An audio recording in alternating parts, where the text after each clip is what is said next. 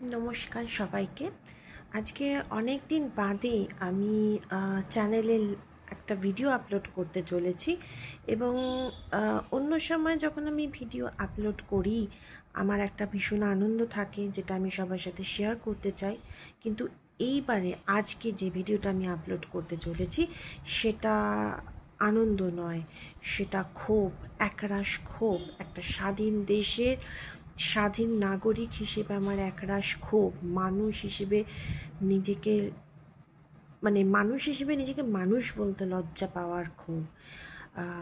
ব্যাপারটা আমি পরিষ্কার বলি, আপনারা এতদিনে সকলেই জেনে গেছেন যে সুপ্রিম কোর্ট রায় দিয়েছে ভারতের রাস্তা থেকে, বাস স্ট্যান্ড থেকে, স্কুল চত্বর, গভর্নমেন্ট অফিস চত্বর, হাসপাতাল চত্বর থেকে সমস্ত স্টে ডগসদের সরিয়ে ফেলতে হবে 8 সপ্তাহের মধ্যে।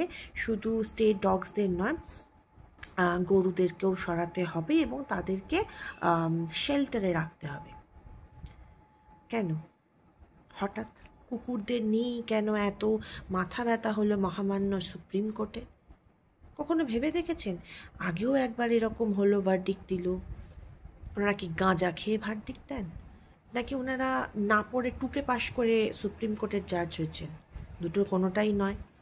তাহলে যে দেশ সার্বভৌমত্বের জন্য আজকে সারা পৃথিবীর মধ্যে জায়গা করে নিয়েছে, সেখানে সেই দেশে সুপ্রিম কোর্টের মতন একটা রেসপেক্টফুল জায়গা থেকে আমরা এরকম ভার্ডিক্ট কী করে পাচ্ছি? এই ভার্ডিক্টটার মধ্যে থেকে আমার মনে হচ্ছে ওনারা ফ্রাস্ট্রেটেড, এবং বা আমাদের মন বা আমাদের ফোকাসটা কোনো দিকে ঘুরিয়ে দিতে চাইছে। একদম ঠিক ধরেছেন, এটা আমার মত, অবশ্যই এটা আমার মত, নোট করবেন। কোনো রাজনৈতিক প্ররোচনা ছাড়া আজকাল আমাদের দেশে কোনো কাজ হয় না। আজকের দিনে যখন আমরা সবাই মোটামুটি ইয়াং জেনারেশন, আমি বা আমার থেকে কম বয়সী লোকজন বা আমার থেকে একটু বেশি বয়সী লোকজন, স্ট্রে অ্যানিমালসদের প্রতি আমরা স্নেহ কাতর এবং তাদের দেখাশোনা করা, তাদের ভালো রাখার জন্য চেষ্টা করি প্রতিনিয়ত। নিজেদের হার্ড আর্ন মানি দিয়ে কারোর থেকে হেল্প নিই না, কিন্তু সেটা নিজেরা করি এবং ওদেরকে আমাদের নিজেদের সন্তান মনে করি। হ্যাঁ, মনে করি নিজেদের সন্তান, কারণ কো এক্সিস্টেন্সে আমরা বিশ্বাস করি। আজকে চারধারে আমরা বাড়ি ঘর বানিয়ে নিয়েছি, একটা সময় জঙ্গল ছিল, ওরা থাকতো। আজকে আমরা তো সব কেটে উড়িয়ে দিয়েছি, তাহলে ওরা কোথায় থাকবে? ওদের থাকতে দেওয়া, ওদের ভালো রাখার দায়িত্ব এরকম আমাদের। হ্যাঁ, এখন ডগ হেটারদের আমি মানুষের পর্যায়ে ফেলি না, সুতরাং ওরা যদি আমার চ্যানেলে থাকেন তাহলে আপনাদেরকে আমি সবিনয় নিবেদন করছি, বেরিয়ে যেতে পারে, একদম বেরিয়ে যান। এবার যারা ডগ ভালোবাসেন না, নাই বাঁচতে পারেন, কোনো অসুবিধে নেই। আমার বাড়িতেও অনেকজন আছে যারা ডগ ভালোবাসেন না, কিন্তু ডগ হেটার্স নয়। তারাও কিন্তু আজকে এই অমানবিক দিকটাকে নিয়ে কিন্তু ভীষণ দ্বন্দ্বে পড়ে গেছেন। দ্বন্দ্ব বলতে তাদের নিজেদের প্রতি ঘেন্না লাগছে। শুনতেই পাচ্ছেন, আমার ঘরে স্ট্রিট ডগ আছে, সে যাচ্ছে, রাস্তায় স্ট্রিট ডগ আছে, যাচ্ছে। কারণ রাস্তা দিয়ে এই মুহূর্তে এমন কোনো লোক যাচ্ছে যে একটু সন্দেহভাজন। তো ওরা কি করছে? ওরা চেঁচিয়ে, ওরা তো বলতে পারে না আমাদের ভাষা, ওরা ওদের ভাষা বলে, এটা ওদের ভাষা, সেই ভাষায় আমাদের সাবধান করছে। এগুলো বোঝার জন্য না মানুষের মানবিকতা বোধ লাগে। মানুষ আজকে আমাদের ভগবান মানুষ হিসেবে সৃষ্টি করেছে কেন? কারণ আমরা হুঁশ, আমাদের মান আছে, আমাদের হুঁশ আছে, সেজন্য আমরা সর্বশ্রেষ্ঠ। আর ভগবান আমাদের সর্বশ্রেষ্ঠ এই জন্য করেছে যাতে আমরা আমাদের প্রকৃতিকে রক্ষা করতে পারি। এই যে চারধারে দেখছেন একের পর এক প্রাকৃতিক দুর্যোগ, এগুলোও কিন্তু আমাদের এই আস্ফালনের ফল। জায়গায় জায়গায় কুকুর নিধন। আমি বলতে পারি কেরলে একবার বিশাল বন্যা হলো, ঠিক আছে? তার আগে কি করেছিল? কেরলে প্রচুর কুকুর মেরে ফেলেছিল। ফল, কারণ কুকুর কালভৈরবের বাহন। নেপালে হিন্দুরা কিন্তু কুকুর তিহার করে। এগুলো ভুললে কিন্তু হবে না, এগুলো একটার সাথে একটা কিন্তু জড়িত। আমি একজন ভারতীয়, বাই বর্ন ভারতীয়, আমি একজন বাই বর্ন ইন্ডিয়ান হয়ে এটা বলতে বাধ্য হচ্ছি যে ভারতে যতটুকু আমার অধিকার আছে, এই সমস্ত কুকুর যারা ভারতবর্ষে জন্মেছে তাদেরও অধিকার আছে, তারাও ভারতীয়। তাহলে তাদের জন্য কেন শেল্টার? জাজগুলো শেল্টারে গিয়ে ঢুকুক না, দেখে আসুক তো কী অবস্থা, একদিন কাটিয়ে আসুক। শেল্টার করতে গেলে একটা জায়গা লাগে, ইনফ্রাস্ট্রাকচার লাগে, কি আছে আমাদের? কিচ্ছু নেই। এই যে সমস্ত লোকালিটির ডগ আমরা নিজেদের পয়সায় তাদের ভ্যাকসিন করাই, খেতে দিই। আমরা তো 1 পয়সা চাইনি, সরকার তো আমাদের 1 পয়সা দেয়নি। সরকার কি দিয়েছে? গুটি কতক সরকারি চাকরি, গুটি কতক সরকারি চাকরিতে গুটি কতক লোক সরকারি চাকরি করে। পড়াশোনা তো আমরাও করেছি, ওই সরকারি চাকরি তো পাইনি। কেন পাইনি? কারণ লিমিটেড সিট, চাকরি প্রার্থী প্রচুর, সিট কম। প্রাইভেট সার্ভিস করি, দিনরাত এক করে কাজ করি, করে যে পয়সাটা রোজগার করি নিজের সংসার চালায়, আর এই বাচ্চাগুলোকে দেখি। আমি বিশ্বাস করি ভগবানকে ফুল বা ধূপ বা দুধ জড়িয়ে নষ্ট না করে সেই দুধটুকু বা সেই খাবারটুকু যদি আমি কুকুরদের দিই, আমার পুজো ভগবান অবধি পৌঁছয়। এই বিশ্বাস নিয়ে আমি কাল ভৈরবের মন্দির বারাণসীতে গেছিলাম। খুব সুন্দর ঠাকুরের দর্শন হয়েছে, খুব সুন্দর পুজো হয়েছে। আজও আমার কাছে কাল ভৈরবের আশীর্বাদ আছে, তাই জন্য আমি ওদের সেবা করতে পারি। তো আমার বক্তব্য হচ্ছে, আজকে ভারতের সমাজে state by state, West Bengal বলুন, যে কোনো স্টেট বলুন, ইউপি বলুন, বিহার বলুন, মধ্যপ্রদেশ বলুন, পাঞ্জাব বলুন, রাজস্থান বলুন, গুজরাট বলুন, সব জায়গায় রেপ চলছে। রেপিস্টটা খুলেআম ঘুরে বেড়াচ্ছে। তখন সুপ্রিম কোর্ট স্বতঃস্ফূর্তভাবে কোনো রকম রায় দেয় না তো, কোনো রকম কেস লড়ে না তো। শুধু কুকুর ঘুরে বেড়ালেই খুব সমস্যা হয়ে যায়, কুকুর কামড়ালেই খুব সমস্যা হয়ে যায়। আপনার বাড়ির ছেলেমেয়েদেরকে যখন আপনি শিক্ষা দেন, কুকুরদের গায়ে ঢিল ছুঁড়লে কিছু বলেন না, সেই শিক্ষাগুলোর খুব ঠিক। একটা মানুষকে ঢিল ছুঁড়ে মারুন তো, থাবড়ে দেবে, তখন তো তাকে বলবেন না শেল্টারে পাঠানোর কথা। কিন্তু কুকুরকে মারছেন, সমানে লাথি মারছেন, ঢিল মারছেন, সে যদি ঘ্যাক করে, তার তো আমাদের ভাষায় কথা বলতে পারে না, নিজের ভাষায়। সে যদি বিরক্তি প্রকাশ করে, তখনও সরেন না, তখনও তাকে আঘাত করেন, তারপর যদি সে কামড়ে দেয়, তাহলে তাকে শেল্টার যেতে হবে। এটার জন্য কেস করেছেন, খুব ভালো কথা। শেল্টার মানে কি বোঝান? কি শেল্টারটা কীভাবে চালাবেন?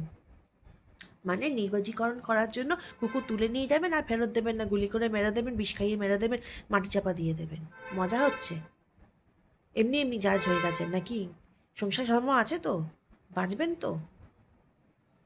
এতগুলো কুকুর প্রেমী, অকুকুর প্রেমীদের অভিশাপ নিয়ে বাঁচবেন। কিভাবে বাঁচবেন?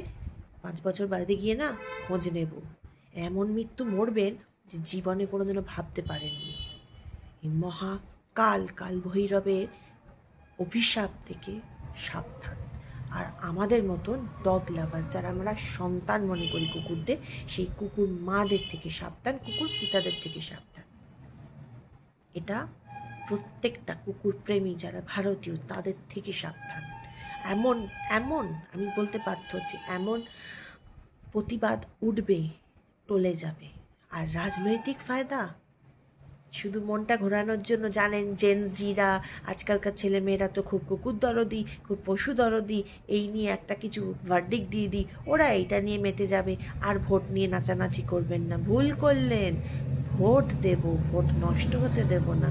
কিন্তু যারা দিলেন, যারা এই রাজনৈতিক দল, যারা এটা প্ররোচনা করেছেন, তাদের ভোট দেব না, এটা মাথায় রাখবেন। ভোট তাকেই দেব যে আমায় দেখে, আমার সন্তানদের দেখে। আমার সন্তান মানে এই কুকুরদের দেখে, স্ট্রে অ্যানিমালসদের দেখে। মাথায় রাখবেন এটা। আর এক্সিস্টেন্সের বিরুদ্ধে যত যাবেন, তত ধ্বংসের পথে এগোবেন। নিজে এগোবেন, নিজের আত্মীয়কে এগিয়ে দেবেন, নিজের কাছের মানুষকে এগিয়ে দেবেন। কারণ আপনারা তো সমাজ বোঝেন না, আপনারা দেশবাসী বোঝেন না, আপনারা নিজের স্বার্থের জন্য বোঝেন। কী করে নিজের পকেট ভারী করতে হয় সেটা বোঝেন। সুপ্রিম কোর্টের জাজ হয়েছেন, জাজের নৈতিকতা বোঝেন। আসুন সামনাসামনি বসুন, দুপাতা পড়ে কচকচ করে বকে নিলে জাজ হওয়া যায় না। জাজ হতে গেলে মানবিক হতে হয়। এই সমস্ত কাজকর্ম করছেন, একদম ভালো করছেন না। ভাবছেন এই করে মুন্ডু ঘুরিয়ে দেবো, জেনারেশনের ভোটে জিতে বেরিয়ে যাব, হবে না। পুরো উল্টো ফল হবে, উল্টো ফল। মিলিয়ে নেবেন। এই রাস্তা যেমন আপনার বাপেরও নয়, এই রাস্তা তেমন আমার বাপেরও নয়। এ রাস্তায় আপনার যতটা অধিকার, আমাদেরও অধিকার, এবং স্ট্রে অ্যানিমালসদেরও অধিকার। মাথায় থাকে যেন। আর যারা মনে করছেন আমার ভিডিওটা ভালো লাগছে না, তারা বেরিয়ে যেতে পারেন আমার চ্যানেল থেকে, কোনো অসুবিধে নেই, হাত জোর করে বলছি। কিন্তু যারা মনে করছেন আমার সাথে একমত, কুকুর প্রেমী না হতে পারেন, সেটা কোনো অসুবিধা নেই। আমার বাড়িতেও অনেকে আছেন যারা কুকুর প্রেমী নয়, কিন্তু কুকুরকে আঘাত করা, তাদেরকে দূরে সরিয়ে দেওয়া, তাদের মেরে ফেলা, এই ধরনের মানসিকতাতেও তারা কিন্তু বিশ্বাসী নয়। তাই আজকে বাধ্য হয়ে এই ভিডিওটা করছি এবং আপনাদের সাথে এই ভিডিওটা শেয়ার করছি। যদি আপনাদেরও এই একই মতামত থাকে, যতটা পারবেন প্লিজ প্লিজ এটার প্রোটেস্ট করুন। কুকুরপ্রেমী হতে হবে না, কুকুরকে ভালোবাসতে হবে না, 5 টাকার বিস্কুট খাওয়াতে হবে না, ভ্যাকসিন করাতে হবে না, মেডিসিন দিতে হবে না।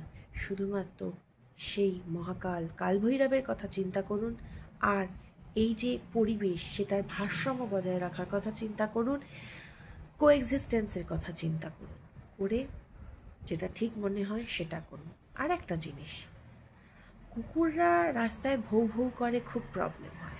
এই যে আমরা ভৌ ভৌ করছি, যারা আমরা আপনাদের সাথে মানে সুপ্রিম কোর্টের জাজের সাথে একমত নই, কিছুদিন বাদে দেখে নেবেন তাদেরকেও সরিয়ে দেওয়ার একটা ভার্ডিক্ট এসে যাবে, লিখে নেবেন, এটাই হবে।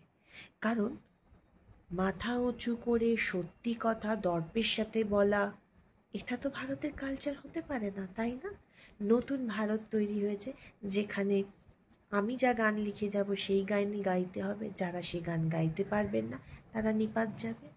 এটাই তো চলছে, বা এটা চালানোর চেষ্টা চলছে, হবে না সাকসেসফুল। যদি আমার সাথে একমত হন প্লিজ প্লিজ যতটা পারবেন প্রোটেস্ট করুন, ওদের পাশে থাকুন। ওরা বলতে পারে না, আমাদেরকে ওদের ভাষা বুঝে নিতে হবে। কারণ সর্বশ্রেষ্ঠ ঈশ্বর আমাদের তৈরি করেছে মানুষ হিসাবে, সর্বশ্রেষ্ঠ জীব আমরা, যারা বাকি জীবদের আমরা রক্ষা করব, ভালো রাখার চেষ্টা করব।